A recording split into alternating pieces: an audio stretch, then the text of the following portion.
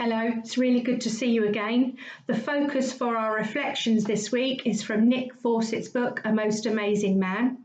And today we're focusing on Judas. So we'll just start with a reading. I'm reading from the NIV version and from John chapter 13, verse 21.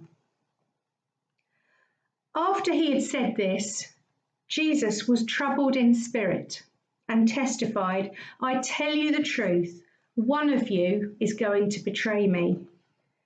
His disciples stared at one another, at a loss to know which one of them he meant. One of them, the disciple whom Jesus loved, was reclining next to him. Simon Peter motioned to the disciple and said, Ask him which one he means. Leaning back against Jesus, he asked him, Lord, who is it? Jesus answered, It is the one to whom I will give this piece of bread when I have dipped it in the dish. Then, dipping the piece of bread, he gave it to Judas Iscariot, son of Simon. As soon as Judas took the bread, Satan entered into him.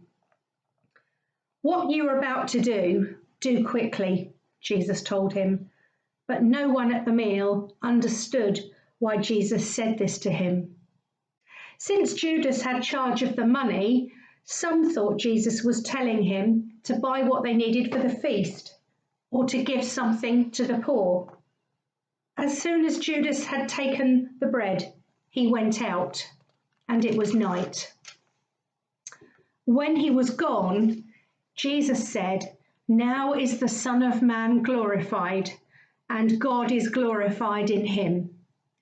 If God is glorified in him, God will glorify the Son in himself and will glorify him at once. It wasn't my fault. I couldn't help it. Probably the most common excuse made by children when they're caught doing something wrong. The truth is, of course, that 99 times out of 100 they could help it, and it was their fault.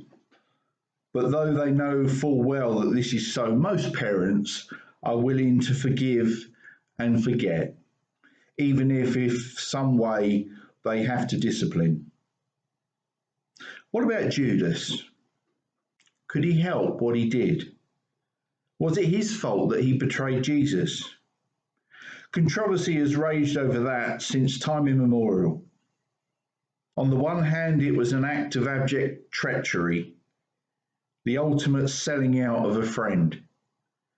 On the other hand, he was playing a vital role in God's purpose, paving the way for the saving death of Jesus. Did Jesus exonerate Judas from blame? I doubt it. But did he condemn him? I doubt that too. For like his Father, was not his impulse always to forgive? Consider for yourself whether the story of betrayal is all about human sin or divine grace.